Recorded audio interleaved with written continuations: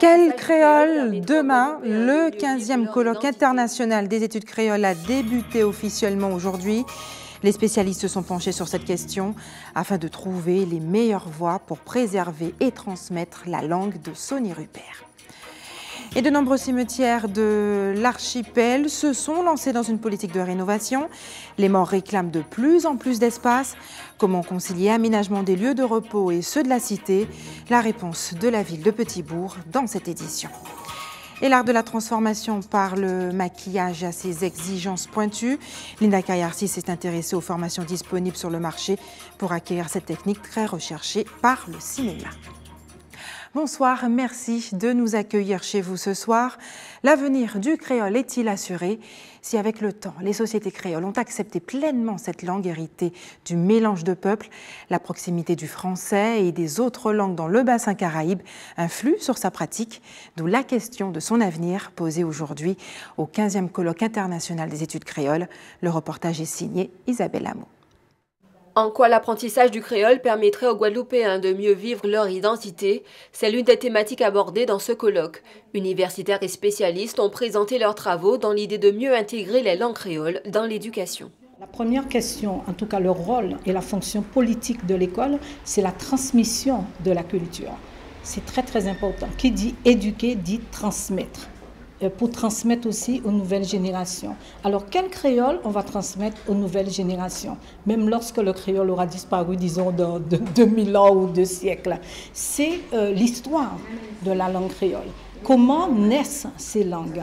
Voilà, c'est un contact d'hommes qui, comme tous les peuples, ont besoin de communiquer entre eux. Voilà, c'est ce qu'on doit apprendre en tout premier lieu aux enfants. Étudier les langues, cultures et sociétés créoles suscite de nombreuses interrogations sur le contexte historique. Les cahiers créoles du patrimoine de la Caraïbe contiennent donc un apprentissage méthodique. Alors, quel type de contenu? Pas seulement les proverbes, pas seulement les contes, mais des savoirs savants qui sont développés par les gens qui sont là, les chercheurs, les universitaires du monde entier.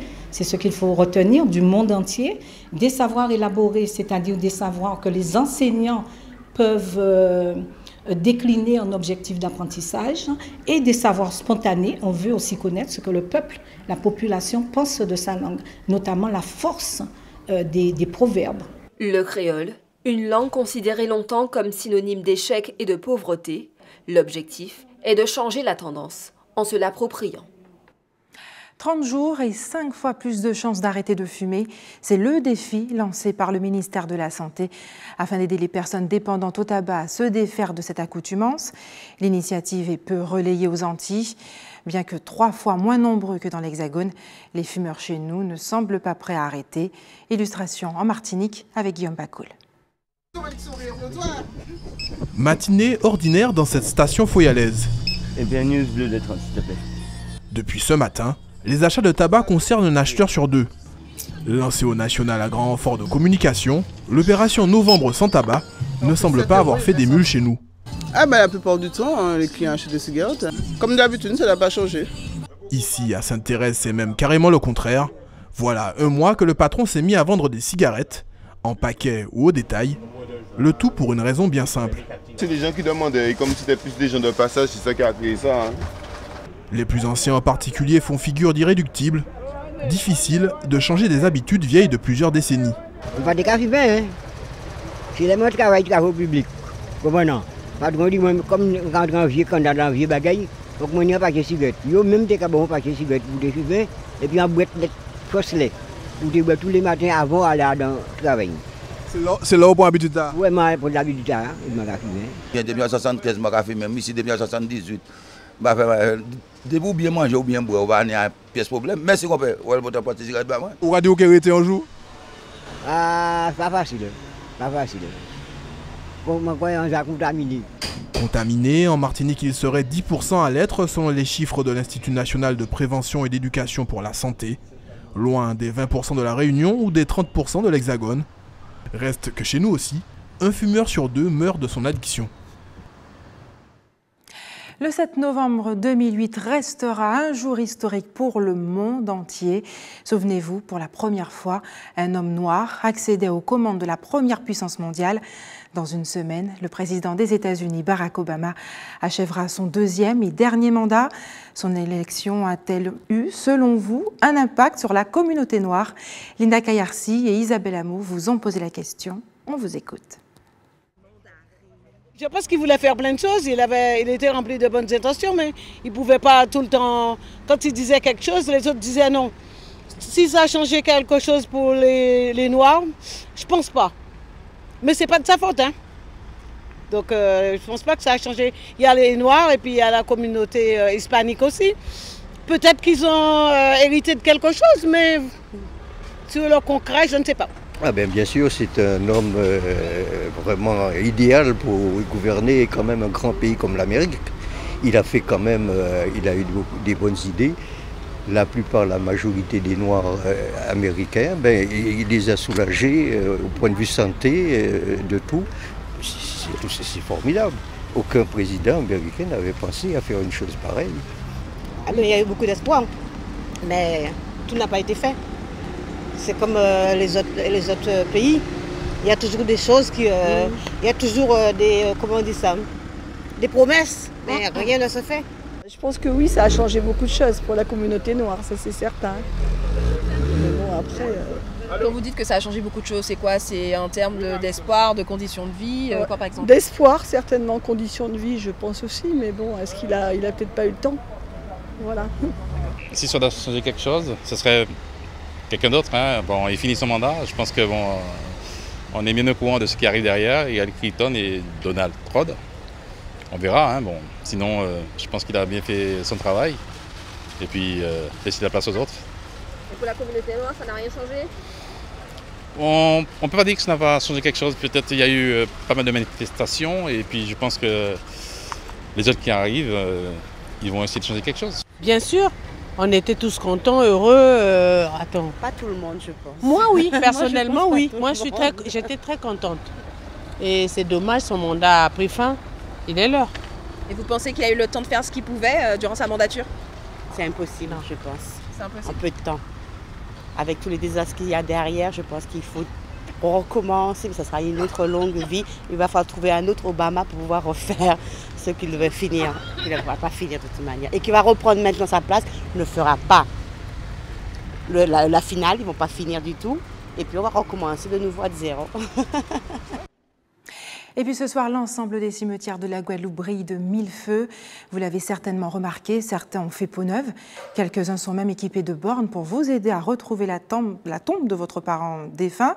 David Nebor, bonsoir. Bonsoir. Merci d'avoir accepté notre invitation ce soir. Vous êtes le deuxième adjoint à la ville de Petit-Bourg. Votre commune a également entrepris des travaux de rénovation concernant les cimetières, celui de Prise d'eau et plus récemment celui de Blonde. Les usagers sont-ils satisfaits ? Je vous invite en tout cas à regarder avec moi le reportage de Moïse Dexter et de Jacques Canval.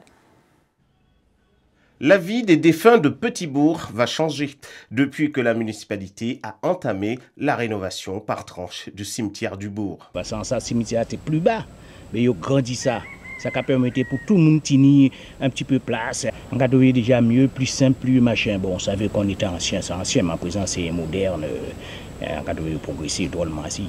La population s'agrandit et il faut aussi que cette population puisse trouver un endroit calme et bien pour pouvoir accepter ses morts. L'idée du repos éternel a semblé présider à l'agencement des tombes et on est loin du concept de cité en miniature ou des caveaux sur plusieurs niveaux avec escalier de contournement.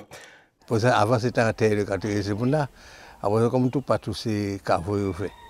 Et il n'y a pas même les places en terre pour avoir mis quoi faire au caveau là, c'est pour permettre les gens qui patinent les caveaux, eh bien, louer ces petits rapides mettre moyaux. Nos morts sont bien logés, c'est différent, c'est pas la même architecture qu'auparavant, mais que c'est tout à fait, c'est agréable. Oui, ils sont beaux parce que tellement c'est évolution, c'est bon. Parce que plus de monde qui a fait, alors ils sont obligés de se mettre et c'est tout partout. Ça a été bien intéressant avant. Là, tout ce qui a posé quand même. Tu as d'autres visions, tu as d'autres façons de vivre. Après ça, tout le monde a vu dans le cimetière, il est parti, mais avant, tout le monde a caressé là, juste à qu'il est. C'est ton fait, toi. Si dans certains cimetières, les différences sociales subsistent au-delà de la mort, pourtant correctrice des inégalités, la municipalité de Petit-Bourg a choisi de privilégier l'hygiène et l'harmonie, ce qui n'est pas de trop dans la notion d'occupation de l'espace. Oui, ça permettra d'honorer peut-être mieux les morts et de les recevoir tous. Pour moi, c'est tout naturel. Les premières civilisations ont toujours eu d'immenses cimetières. Il y a le cimetière ancien, avec les tombes assez hautes et en blanc, et tandis que le nouveau, ce sont des petits caveaux à peu près très luxueux, quoi. Plus de sobriété, d'une apparente froideur certes, gageant que les lumières qui doivent éclairer le chemin des disparus seront à même d'apporter leur chaleur à cet ensemble rénové. David Nebor, on l'a entendu tout à l'heure, hein, c'est nostalgique, il y avait une meilleure vision avant, une plus grande chaleur. Est-ce que ce nouveau modèle de cimetière qui s'accorde parfaitement avec le mode de vie urbain note pas justement cette chaleur de la Toussaint qui la rend unique aux Antilles ? Alors, ce que nous voulons justement avec ces travaux d'aménagement, c'est de permettre qu'il y ait une cohésion entre une nécessité d'améliorer, de développer, mais aussi de se conformer à la législation. Et à Petit-Bourg, effectivement, nous avons voulu réaliser ces travaux parce que nous avons une population qui est en attente. C'est un des taux de croissance de population les plus importants en Guadeloupe. Il s'agissait pour nous de mettre des outils plus modernes, sans perdre effectivement cet espace de convivialité. Donc l'espace que nous avons créé aujourd'hui, cet espace cinéraire, qui répond à cette obligation légale hein, que nous avons de mettre de tels équipements à la disposition de la population, mais surtout faire de sorte que les familles nombreuses qui sont en attente de concessions, en attendant l'extension de ce cimetière, puissent disposer de ces 40 en feu qui ont été mises en place. Alors oui, j'entends les arguments sur la convivialité. Alors l'avantage, c'est d'avoir deux espaces qui sont extrêmement proches, un cimetière moderne et un cimetière sur le style ancien. Et puis nous avons mis au centre de ce cimetière l'espace cinéraire qui a fait l'objet de cette ouverture et cette visite la semaine dernière. Alors vous n'êtes pas la seule commune à inaugurer ce type de cimetière qui répond en premier lieu aux besoins de notre époque. Vous l'avez dit, il faut beaucoup plus d'espace, les morts réclament beaucoup plus d'espace. Comment justement concilier, comment trouver un compromis pour cohabiter entre l'espace disponible pour les morts, mais également pour les vivants ? Oui, tout à fait. Alors en l'occurrence, le cimetière du bourg est pratiquement à 35 mètres des habitations les plus proches. Donc forcément, nous avons des obligations d'études et d'autorisation au niveau de la préfecture à obtenir avant que nous puissions entreprendre l'extension de ce cimetière. Il faut concilier cela. La mort est incontournable. Il s'agit pour nous maintenant de réfléchir effectivement avec notre population, puisque nous allons entamer véritablement une consultation de nos usagers pour pouvoir aménager ce cimetière. Il s'agit de tenir véritablement compte hein, des espaces de vie à l'intérieur du cimetière, des allées, de l'accessibilité pour les personnes à mobilité réduite. Et là, ça va être la seconde étape avant de procéder à l'extension. Nous allons équiper notre cimetière pour que les personnes à mobilité réduite puissent justement visiter leur famille, ce qui n'est pas le cas aujourd'hui. Ce cimetière va s'étendre pratiquement sur 2 hectares. 2 hectares sur lesquels nous allons installer des espaces parking, ce qui n'est pas le cas actuellement. Nous empruntons actuellement les parkings de l'école d'en face. Le nouveau cimetière, du moins le projet d'extension que nous réalisons, va prendre en compte tous ces espaces de vie, de rencontre des familles, pour répondre justement à ce besoin de fraternité, de conciliation des familles dans ces espaces-là. Nous en tiendrons compte. Ce sera un équipement moderne, qui répondra aux normes réglementaires, mais aussi qui tiendra compte de la culture locale. Ces aménagements s'inscrivent dans une politique globale d'aménagement du territoire. Le visage de la ville de Petit-Bourg a considérablement changé ces dernières années. Où en est justement la réalisation du port de la vinaigrerie de Petit-Bourg qui devait normalement déjà débuter, puisque ça a commencé en 2012, je crois. Les études ont commencé en 2012.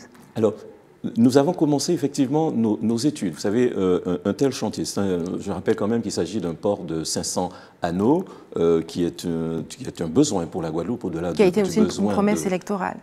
Oui, bien sûr. Alors, il y a quelques semaines, nous avons effectué la pose de la première pierre, puisque le chantier devra commencer dans ce dernier trimestre de l'année. Il s'agit déjà de la construction de la zone technique, une zone technique, bien sûr, qui pourra recevoir ultérieurement des professionnels à la réparation du monde naval, et puis aussi des espaces commerciaux sur cette zone de vinaigrerie. Mais bien sûr, il s'agit pour nous, au-delà du port de Petit-Bourg, de traiter l'ensemble de notre littoral, puisque Petit-Bourg s'ouvre sur sa façade littorale et il s'agit de procéder à l'extension de tout un aménagement, d'un confortement des rives et d'un aménagement que ce soit une destination véritablement touristique, à la fois pour ceux qui viennent de l'extérieur, mais aussi pour les petits bourgeois et les Guadeloupéens qui voudraient se restaurer, qui voudraient s'amuser, avoir du loisir sur le territoire de Petit-Bourg. David Desbordes, vous étiez qualifié de porte-avions du développement sur une pancarte de la ville de Petit-Bourg.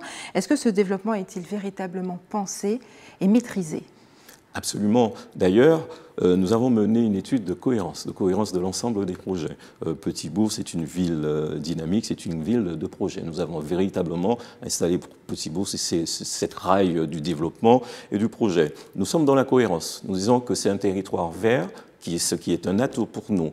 C'est l'ouverture vers la mer, puisque cette façade est là, donc par le traitement de la plage de Viard, par le traitement du littoral dans le bourg, par de l'aménagement et de la mise en place d'équipements pour permettre à nos jeunes de développer de l'activité culturelle et sportive en lien avec la mer. Il s'agit aussi d'exploiter notre richesse verte, notre montagne, en y développant un golfe de montagne. Avant d'aborder justement ce projet de golfe, qui souhaitez-vous attirer sur votre territoire? Tout le monde. Nous voulons attirer à la fois les Guadeloupéens qui déjà considèrent ce territoire-là comme étant l'un des plus attractifs. Petit-Bourg, ça a été aux années 2000, plus de 27% d'augmentation de population. Aujourd'hui, nous avons encore le taux le plus important. Petit-Bourg, c'est une ville attractive d'abord pour nos locaux, nos Guadeloupéens qui vivent dans d'autres villes et qui viennent habiter chez nous à cause de notre position centrale, aussi de la qualité de vie que l'on trouve à Petit-Bourg. Mais nous voulons aussi rehausser le niveau du tourisme. La Guadeloupe a besoin d'un tourisme avec un porte-monnaie un peu plus élevé que ce que nous avons aujourd'hui. Notre projet de golf n'est pas un projet pour des associations, ce n'est pas un projet juste pour récréer quelques hommes et femmes leur week-end. C'est un vrai projet touristique. Faire de sorte que ça soit une plus-value et que la destination Guadeloupe soit désormais une destination golfique. On s'adresse au monde entier. Je crois que d'ailleurs pour ce projet de golf en montagne que vous souhaitez implanter sur les terres de Caféière, vous ne pourrez pas réaliser ce projet seul et vous faites appel justement à des donations privées. Absolument. Alors, c'est un équipement, bien sûr, qui est un projet communal. Nous n'avons pas vocation à gérer une telle installation. Bien sûr, pour pouvoir y arriver, il nous faudra des fonds publics. Nous mettons en œuvre les instruments nécessaires pour cela. Mais le maire de la ville, Guy Losbar, a pris son bâton de pèlerin véritablement pour faire une tournée à la fois en Europe et ailleurs, et particulièrement aussi en Guadeloupe, pour que différents investisseurs financeurs qui s'intéressent déjà à ce projet-là, mais aient les éléments tout à fait et rassurer chacun sur la qualité d'un tel projet, parce que nous savons que la Guadeloupe a besoin de cet instrument pour être véritablement une destination golfique, une destination de haute qualité touristique. Donc nous avons des financeurs locaux nous avons aussi des financeurs européens et américains qui s'intéressent à notre projet. David Nebor, merci d'avoir accepté de répondre à nos questions ce soir. Et on retourne sur le thème de la Toussaint. Il y a certaines sépultures qui scintillent à l'abri des regards. Je veux parler des cimetières familiaux. Il en existe une demi-douzaine chez nous, notamment dans les Grands Fonds, où cette tradition se perpétue de génération en génération. On regarde le reportage de Nathalie Dinan et de Patrick Curie. On est dans le cimetière des Grands Fonds, un cimetière familial qui existe depuis le début du siècle dernier. Mariette et Éléonore d'Athil ne sont pas en avance. Pendant que l'une arrache les mauvaises herbes, l'autre cherche des pierres pour reconstituer la tombe de leurs frères et sœurs morts bébés. Au moment qu'ils sont morts, on n'avait pas encore de caveau. Alors on les a enterrés par ici. Et comme nous habitons près de l'école des filles, c'était plus près.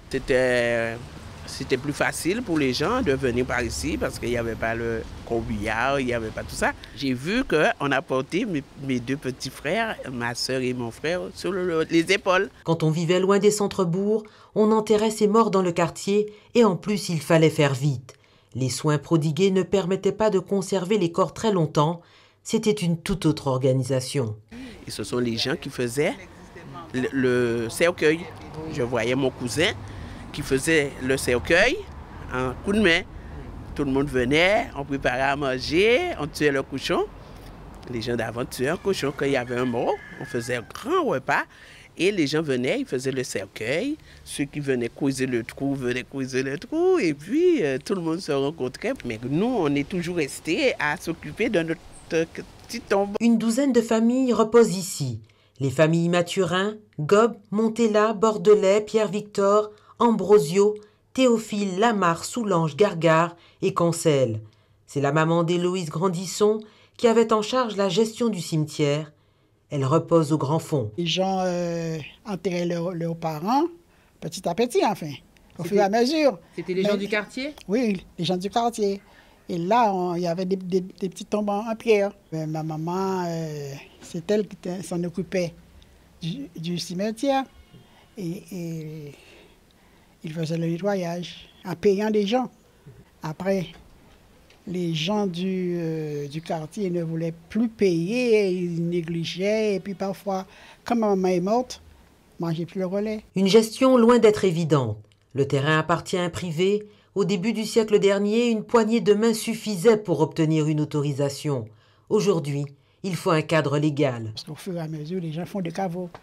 Et jusqu'à présent, il y en a des gens qui attendent une petite place pour en faire d'autres. Ma grand-mère voulait faire un caveau.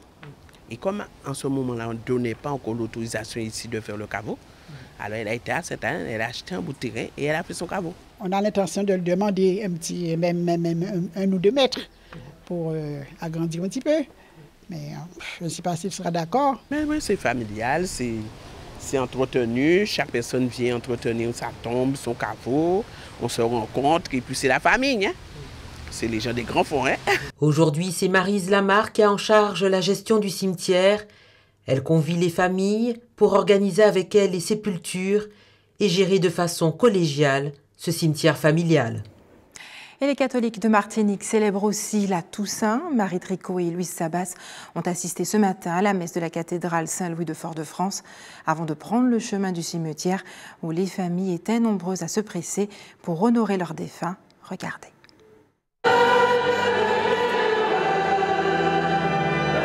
Pour le second office de la journée, les bancs sont plus clairsemés, la ferveur, elle, est bien présente.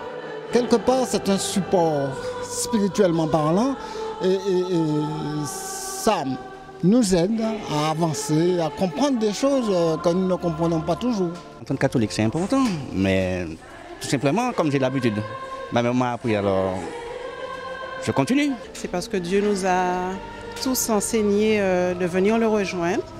Et en fait, c'est la fête de tous les saints. Et comme nous tous, nous sommes appelés à être saints, donc c'est pour ça que je suis là. J'espère avoir ma place là-haut, ainsi qu'avec mes enfants et toute ma famille.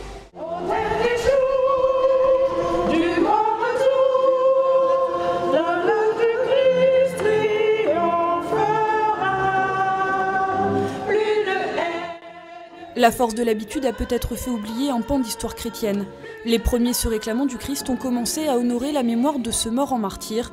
Ce n'est qu'au 8e siècle que la date du 1er novembre est officiellement devenue celle de la Toussaint. Célébrer les saints, connus et inconnus, avant de rendre hommage à ces morts. Malgré la pluie, les allées du cimetière sont sillonnées par le pas des vivants, venus passer ce jour auprès des disparus. Sur la tombe de ses parents, Victor se recueille et se souvient. Une certaine peine, une certaine sérénité, parce que... Et puis aussi, si vous voulez, un certain regret d'avoir pas fait davantage. Être plus en communication avec eux et savoir qu'on n'a pas fait davantage de leur vivant pour eux. C'est mon mari qui est là, alors il fallait venir pour lui mettre des fleurs, une petite bougie que je ne peux même pas allumer puisqu'il pleut. Il faut qu'il soit beau le jour de la Toussaint. Regardez, qu'à aller plus vite, madame. Bougie à la main, André veille sur le mausolée des anciens combattants. Aujourd'hui, le gardien a ouvert la sépulture pour que les familles viennent s'y recueillir. Je suis désigné. J'ai accepté, donc je l'ai accompli comme je peux, dans la mesure du possible, autant que faire se peut. Toutes les fois je pourrai, et si le Seigneur me l'autorise, tant qu'il me l'autorisera, je le ferai. Le jour qu'il me dira, bon, mais il faut arrêter, mais j'arrêterai, et quelqu'un reprendra la succession, et ainsi de suite. C'est perpétuel. Beaucoup de ceux présents aujourd'hui le seront également demain, jour de commémoration des fidèles défunts. Et à l'origine, la Toussaint, cette fête catholique, est une invitation à célébrer, comme son nom l'indique, tous les saints, c'est-à-dire ceux qui de leur vivant ont été de lumineux témoins du Christ. Mais que représente cette fête pour vous? Nathalie Dinan et Moïse Dexter vous ont posé la question. La Toussaint, c'est la fête des morts. Hein.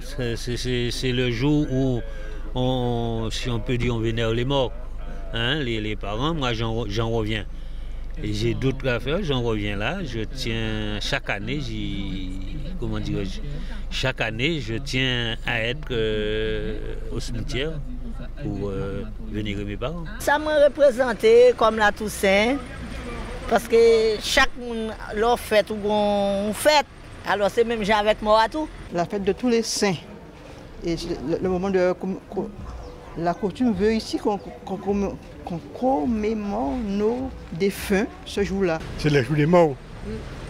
C'est important pour vous? Bien sûr. Pourquoi? Dites-moi.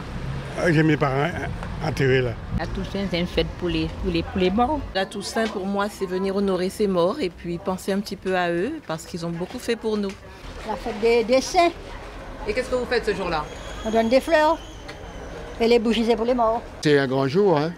Un grand jour pour les morts et pour les parents, pour qu'ils puissent venir voir la tombe des parents, des parents défunts. Il y a son jour sacré, pour tout le monde qui rentre illuminer pour l'autre monde. On va mais ça comme ma petite fille moi. On va caminer avec on a regardé ça qui bon. C'est la fête de tous les saints, toutes les personnes qui sont déjà décédées. Est-ce que c'est important chaque année de venir? Normalement oui. Normalement oui. Puisque ce sont des parents, ce sont des personnes proches, des gens qu'on aimait bien et qui nous aimaient. Restez avec nous sur ATV Guadeloupe dans un instant. Coup de projecteur sur un métier en devenir, maquilleur d'effets spéciaux. Et puis nous irons en Guyane assister au baptême d'une pirogue militaire. Un moment symbolique pour les gendarmes du fleuve. En Guyane, il existe une brigade qui remonte le fleuve Maroni, souvent missionnée pour lutter contre l'orpaillage clandestin. Leur principal moyen de locomotion, la pirogue, un bateau traditionnel qui fait l'objet d'une attention particulière. Regardez le reportage d'Elsa González. Rassemblé au bord du fleuve, le 9e régiment d'infanterie de marine se met en place pour la cérémonie. L'aumônier, muni du livre des bénédictions, débute le baptême de ces deux pirogues.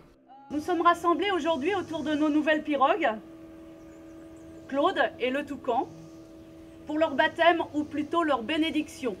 Alors on appelle ça un baptême, mais c'est un peu indu puisque c'est en fait une bénédiction. Donc nous appelons la protection du Seigneur sur les personnes qui prendront place à bord de ces pirogues. Ça permet en fait en quelque sorte que la pirogue soit un sanctuaire, un endroit où Dieu est présent avec vous. Et si jamais par malheur vous faites une faute de pilotage ou qu'il y a un souci avec la pirogue, eh bien le Seigneur est présent avec vous. La présence de Dieu est symbolisée par ces bougies, déposées par les parrains et marraines des pirogues. La bénédiction s'effectue dans les traditions catholiques et noir-marron. Ainsi, le chef piroguier termine l'office par un rituel de ses ancêtres. Avant qu'on prenne pirogue pour aller sur une mission, on met une bouteille de rhum, tout le monde priait sur la bouteille de rhum, on jette à terre, tout le monde partage un bois de coup, on fait les toits avec la pirogue, on s'agresse sur la marronnie. La pirogue en bois, Claude, vient s'ajouter aux 21 autres déjà effectives. Ces pirogues ont une double fonction. D'un côté, la lutte contre l'orpaillage illégal et de l'autre, le ravitaillement des postes de contrôle. Les pirogues sont déployées ici et à Maripasoula essentiellement. Et les piroguiers qui sont des personnels guyanais recrutés localement pour leur connaissance du fleuve se relaient sur les positions à Maripasoula et à Grand-Santi. Et ils partent pour un mois là-bas. Une pirogue a en moyenne une durée de vie de 4 ans. Avec plus de 600 patrouilles envoyées sur le fleuve à l'année, l'usure et la dégradation de ces engins de navigation est un phénomène constant. Autre univers maintenant, celui du maquillage pour transformer un visage. Cela relève de l'exploit technique. Après avoir découvert dans notre édition d'hier le maquillage zombie, coup de projecteur sur ces métiers d'avenir très recherchés par le monde du cinéma. Linda Kayarsi. Depuis un an, Sylvie propose, dans son centre dédié au métier de la beauté, une formation make-up artiste. Durée de la formation 5 mois et une large palette d'ateliers, dont notamment le maquillage effets spéciaux premier degré, prothèse. Les élèves en fait apprennent tout ce qui est coupure, blessure, également apprennent à effectuer des prothèses. Alors concernant la formation d'effets spéciaux, donc nous avons décidé de faire appel aux meilleurs. Donc sur la métropole, donc nous faisons venir un formateur de MEDS, M. Fouad Bakessou, qui vient régulièrement dans notre centre proposer cette formation d'effets spéciaux. Depuis le lancement de cette formation, nombreux sont les maquilleurs à exceller dans les effets spéciaux. On essaie de revaloriser ce maquillage qui n'était pas encore tendance aux Antilles. Et pour le moment, donc, nous proposons uniquement la formation et des shootings photos pour nos élèves. Et de plus en plus, on essaie d'orienter nos élèves sur des manifestations pour qu'ils puissent se faire connaître et faire connaître les effets spéciaux. Développer sa créativité, acquérir des techniques avancées, de quoi booster la compétence des professionnels de la beauté de l'île. Il faut quand même avoir la passion du maquillage et également être quand même assez assidu et être ambitieux dans le projet pour devenir maquilleur, parce que c'est quand même un programme sur 6 mois de formation. Donc c'est le premier programme aussi long que nous proposons. Donc à ce moment-là, il faut vraiment être motivé pour pouvoir suivre le cursus. L'objectif aujourd'hui de Sylvie, donner davantage de visibilité à cette formation et diversifier ainsi la prestation des professionnels de la beauté. Prochaine session de formation, la 3e, janvier 2017. Et certains ne reculent devant rien pour se faire peur. Ils sont même prêts à passer la nuit dans un ancien camp de bagnards. C'était le cas hier soir en Guyane. Le camp de la transportation situé dans la ville de Saint-Laurent-du-Maroni a ouvert exceptionnellement ses portes pour une soirée épouvante. Frissons garantis pour les petits, mais aussi pour les grands. Reportage Elsa Gonzalez. Les portes s'ouvrent. Les visiteurs s'avancent en rang 2 par 2. La chanson du bagnard les accueille et les plonge dans cette ambiance pénitentiaire. Semble planer sur le corps du forçat. La visite commence. Parents, enfants, jeunes et moins jeunes sont attentifs aux explications du guide. Tout au long de la visite, plusieurs guides décrivent, commentent chaque lieu, chaque pièce des 12 bâtiments que constitue le bagne. Alors, au cours de la transportation et dans l'histoire du bagne, nous découvrons en fait 4 catégories de bagnards. Nous avons le déporté politique, celui qui a commis le crime contre l'État. Le camp, ouvert fin des années 1850, a accueilli plus de 70 000 prisonniers. Tous vivaient dans ces cases constituées de minuscules cellules. Non, je pense pas, non. Pourquoi? Parce que c'est vraiment trop petit. Même dormir à 80 dans une salle, moi je pourrais pas. J'agoniserais. Au moindre écart de comportement, ils étaient envoyés en cellule de punition, attachés à une planche qui leur servait de lit pendant plusieurs jours. Madame, je vous en prie. Les deux jambes, les deux, au-dessus. Un peu vers 5 comme ça, bloqué, La visite se termine sur la place des mises à mort par des témoignages et anecdotes racontés par les guides. Pour ce couple venu visiter leur fille en Guyane, la soirée est à la hauteur de leurs attentes. On nous a invités tout de suite après l'entrée de fermer les yeux et d'écouter le chant du bagnard. Et c'est vrai que dans ce chant du bagnard, il y a toute la condition du bagnard, du début jusqu'à la mort, qui est jeté au requin. Et tout de suite, ça nous trace l'existence qui devait être courte, je pense, vu les conditions de vie du bagnard. Une soirée riche en histoire et en découvertes pour cette cinquantaine de visiteurs. Pour les prochaines visites, rendez-vous à l'Office de tourisme pour tout renseignement. Place aux informations pratiques maintenant. La Guadeloupe est toujours placée en vigilance jaune ce soir pour fortes pluies et orages. Soyez donc prudents si vous devez emprunter les routes. Et puis je vous rappelle qu'ATV s'est associé à Médecins sans frontières dans le cadre d'une grande collecte destinée à financer un hôpital pour les grands brûlés à Haïti. N'hésitez pas à nous appeler pour donner vos dons au 0596 37 99 96. Et puis, si vous êtes témoin d'un événement, n'hésitez pas à nous contacter au 0590 60 11 2 fois ou à nous envoyer vos indiscrétions ou à l'adresse email qui s'affiche rédaction@atv.gp. C'est la fin de notre édition locale et régionale. On se retrouve dans un court instant pour le rappel des titres.